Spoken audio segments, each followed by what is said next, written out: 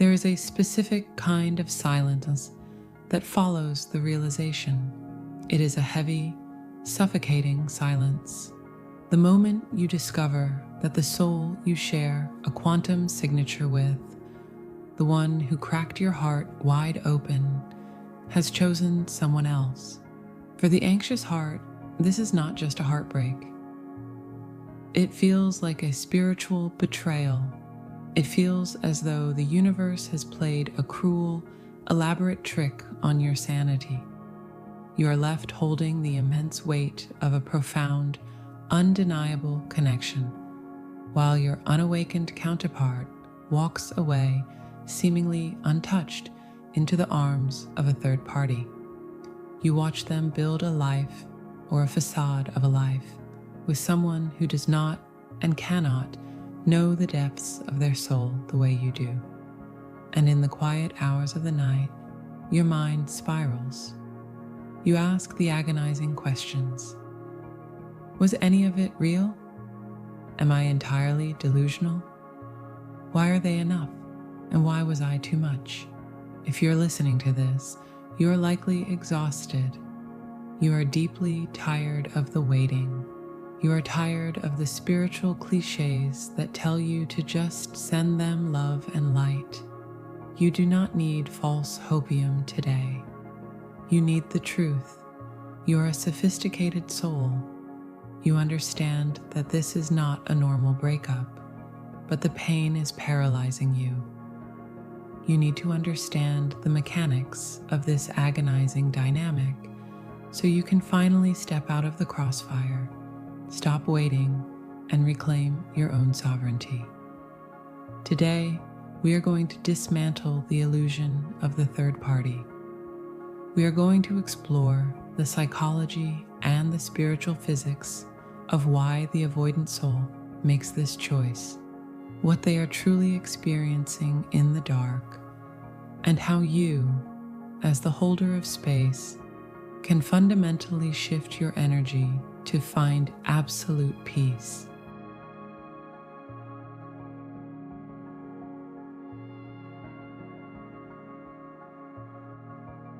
Let us begin with the deconstruction. Why does this happen? To understand the involvement of a third party, you must first stop looking at this through the lens of a traditional romance. This is not a romantic comedy. This is quantum entanglement. When you and your counterpart collided, it was not merely a meeting of personalities. It was the colliding of two mirrors. You did not just meet a person. You met a frequency that perfectly matched the blueprint of your own soul. This kind of recognition bypasses the logical mind. It goes straight into the spiritual architecture of who you are. For you, the anxious heart, this collision triggered an awakening. It pushed you to seek. It pushed you to heal. It asked you to dive into the deep, terrifying ocean of your own subconscious. You felt the magnitude of it, and you leaned in. You were willing to risk the comfort of the known for the truth of the connection. But for the unawakened counterpart, this collision registered as an existential threat. To understand their sudden flight, we must look closely at the human nervous system. When the avoidant soul encounters a love that demands total authenticity, their body physically reacts to the danger. A love that strips away their masks, their ego, and their carefully constructed societal defenses is not perceived as a gift. Their nervous system goes into a state of profound shock. The absolute intimacy you offered was not perceived as safety. It was perceived as a blinding, terrifying light. That light exposed every shadow. It exposed every suppressed trauma. It highlighted every inadequacy they have spent a lifetime trying to hide from the world. The avoidant soul does not run from you. This is the hardest truth to grasp. but it is also the most liberating. They run from the reflection of themselves that you hold up. Standing in front of you requires them to drop the heavy armor they have worn since childhood. It requires a level of emotional vulnerability that feels like a psychological death. And so they seek an immediate escape hatch. They seek emotional regulation. They seek the third party. The third party is not a conqueror. The third party is a buffer. When the unawakened counterpart chooses someone else, the ego of the anxious heart immediately goes on the attack against itself. You automatically assume this new person is better than you. You think they are prettier, wealthier, more successful, or simply easier to love. This is the greatest illusion of the entire spiritual journey. They did not choose the third party because the third party is more. They chose them because the third party is less. The third party represents the known, predictable, three-dimensional world. They represent a relationship built on earthly conditions. They represent societal expectations, polite conversations, and surface-level interactions. In this dynamic, the avoidant soul can keep their mask firmly in place. They do not have to evolve. They do not have to face their shadows or heal their wounded inner child. They can exist comfortably in the shallow end of the pool. Their feet can touch the bottom, and they feel a false, fleeting sense of control over their reality. The third party is an anesthetic.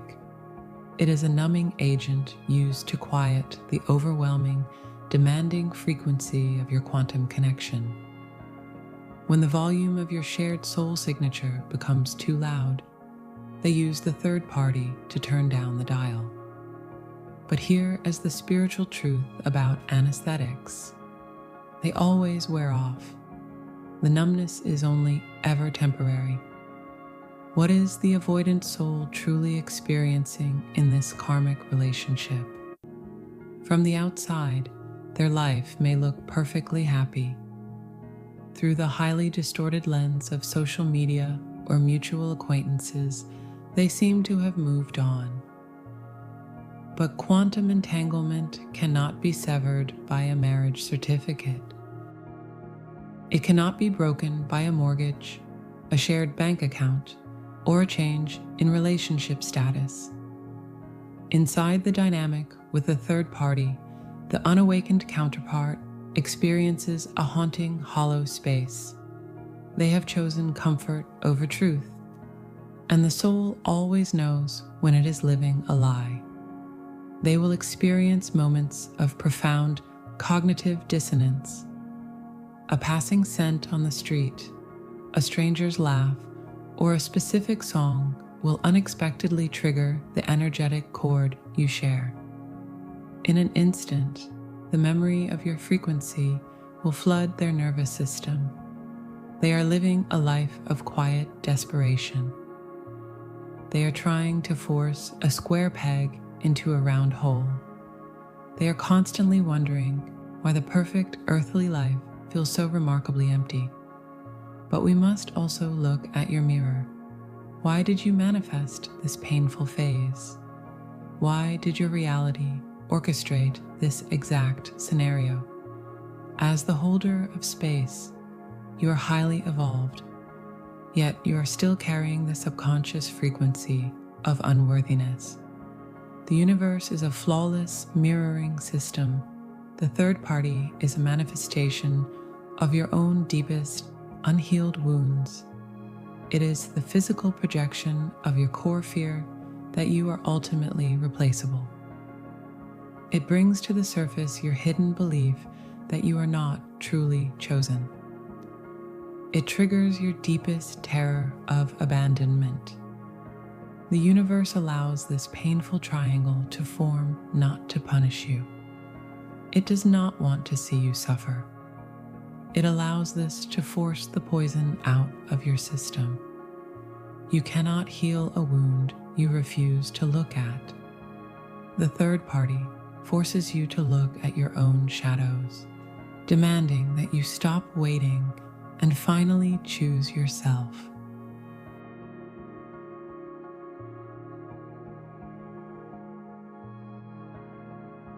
This brings us to the paradigm shift. You must completely change how you view this third-party situation. Right now, your ego views the third party as an obstacle. You see them as a massive wall blocking your path to love. Your mind desperately wants to villainize them. It wants to believe they have stolen what rightfully belongs to you, but the spiritual reality operates on a completely different axis. I invite you to see the third party not as a thief. I invite you to see them as a necessary, divinely orchestrated catalyst. They are the exact catalyst required for your ultimate liberation. To understand this deeply, we must use a metaphor. Imagine a towering, ancient lighthouse. It stands firm at the very edge of a violent, crashing ocean. You are the lighthouse. The vast, deep, terrifying ocean is the connection you share with your counterpart. It is boundless. It is ancient. It holds immense, unfathomable power. The unawakened counterpart is a small, fragile boat. They are utterly terrified of the massive waves. They are completely unequipped to navigate the sheer depth of the water you reside in. We must observe what the terrified boat naturally does.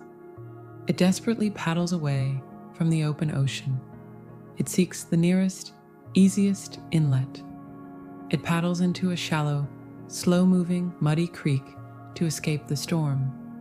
The third party is the muddy creek. It is safe. It is small. It is entirely stagnant. The water there does not crash or demand respect. It barely moves at all. The avoidant soul can drop their anchor in the mud and finally catch their breath. They feel a sense of artificial safety because their feet can touch the bottom.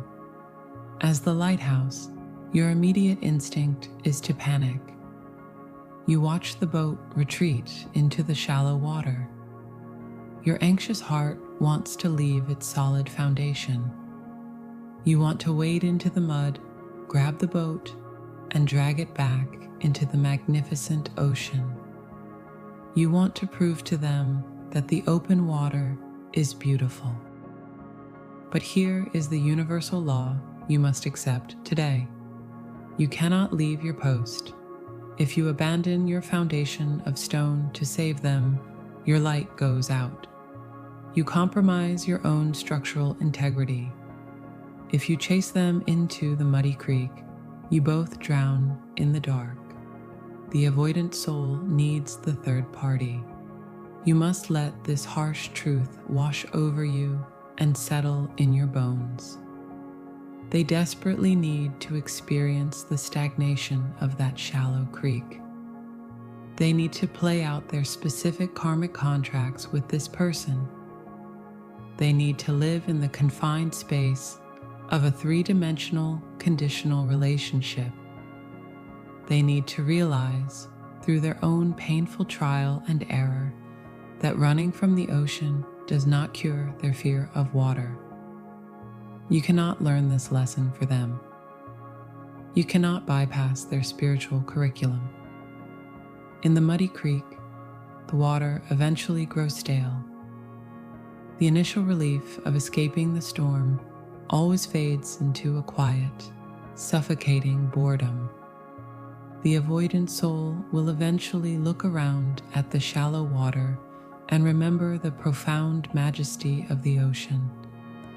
They will remember the brilliant, piercing light of your lighthouse. They will realize that safety without depth is just another form of a cage. But they must arrive at this realization entirely on their own. Any attempt to force this awakening only pushes them deeper into the mud. This phase is not a delay in your journey. It is a mandatory curriculum for your own soul. It is giving you the ultimate, most painful gift of all. It is giving you time. It is giving you the necessary space to look at your own energetic leaks. You must use this time to realize a harsh spiritual truth. You have made an idol out of another human being. You have placed a mortal soul on a pedestal that belongs only to the divine and to your own highest self. You have been leaking your vital life force into a phantom connection. You have been pouring your precious energy into a dynamic that is currently unavailable. You have abandoned your own rich soil to water a garden that is not yours. The third party triggers this realization so you can finally stop. The profound pain of their choice is the exact frequency required to snap you out of your spiritual amnesia. It forces you to pull your energy back into your own physical body. The paradigm shift is the movement from victimhood to absolute sovereignty. You are no longer the victim of a third-party situation. You are the master of your own energy. You allow the boat to sit in the creek. You do not judge the creek. You do not hate the mud.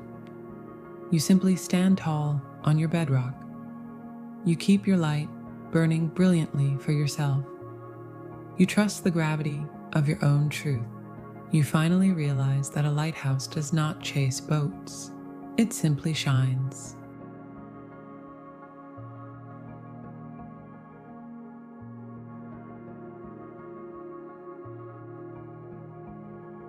This is where the true work begins.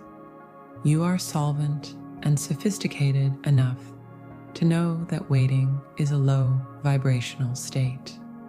Waiting implies that your life is on a perpetual pause. It implies that your existence is entirely dependent until someone else grants you permission to press play. You are no longer waiting. You are actively integrating. Understanding the spiritual concepts is only the first step. You must now weave these truths into your physical reality. Here are 3 specific, practical shifts you must make within your internal architecture today. These shifts will protect your energy and help you master this agonizing phase. The first shift requires you to move from competition to compassion. As long as you are comparing yourself to the third party, you remain trapped in the matrix of the ego. The human ego loves a hierarchy. It desperately wants to know who is better. It wants to know who is prettier, who is winning, and who is more successful. It uses these comparisons to validate its own fragile existence. But at the quantum level, there is absolutely no competition. You cannot compete with someone who is playing an entirely different game. The third party is playing a simple game of checkers. You and your counterpart are entangled in a game of multi-dimensional chess. The rules are fundamentally different. Release the third party from your heavy resentment. They are just another soul playing a difficult, often painful role in your counterpart's eventual awakening. In many ways, they are taking the brunt of your counterpart's unhealed shadow. They are dealing with the deeply unhealed version of the person you love. Send them a quiet wave of neutral compassion. Then completely remove them from your mental screen. They are entirely irrelevant to your soul's ultimate destination. The second shift is the conscious reclamation of your quantum energy. It is a universal law that where your attention goes, your energy flows. Right now, your energetic cords are extended far outward. They are heavily plugged into the lives of your counterpart and the third party. They are plugged into their social media feeds, their mutual friends, and their potential futures. Every single time you obsess, you are hemorrhaging your quantum energy. Every time you check their status, you are literally feeding their dynamic with your own precious life force. You are keeping their shallow connection afloat with your deep energetic reserves. You must practice the daily conscious withdrawal of your projections. Close your eyes and visualize the thick, energetic cord connecting your heart to theirs. Now see yourself gently but firmly unplugging that cord from their back. Pull that glowing cord all the way back into your own chest. Speak the command out loud to the universe. Say that you call your energy back from all times, all spaces, and all dimensions. Tell them you leave them to their chosen path. Declare that you reclaim your absolute power. When you withdraw your energy, a profound shift happens in the quantum field. The unawakened counterpart will unconsciously feel the sudden absence of your energetic support. The sudden lack of your frequency is often the exact catalyst that forces them to finally face the reality of their choices. But you must remember a crucial rule. You do not withdraw your energy to manipulate them into returning. You withdraw your energy strictly to save yourself. The third and final shift requires you to anchor the somatic self. Your brilliant mind understands these high-level spiritual concepts, but your physical body is still trapped in an intense survival mode. The anxious heart lives in a constant state of hypervigilance. Your nervous system is perpetually waiting for the other shoe to drop. It is waiting for a text message. It is waiting for an apology. It is waiting for external validation to prove that you are worthy of love. You must stop outsourcing your safety. You must become the safe harbor you have been begging them to be. This requires actively regulating your own nervous system. It means sitting in the silence with the physical sensation of the grief. You must feel the burning in your chest. You must feel the tight, suffocating grip in your throat. You must feel the hollow, sinking ache in your stomach. Breathe directly into these sensations without trying to fix them. Do not run from the discomfort. When the blind panic of abandonment rises, place your right hand over your heart. Place your left hand firmly on your stomach. Speak directly to your own nervous system with the authority of a loving parent. Tell your body that you are here. Tell your body that you are not leaving. Remind your physical vessel that it is entirely safe in this exact moment. When you anchor your somatic self, you stop needing the unawakened counterpart to regulate your emotions. You become completely energetically sovereign. And the supreme irony of this entire journey is this. It is only when you achieve this state of absolute detached sovereignty that the magnetic pull of the connection resets to its correct natural polarity.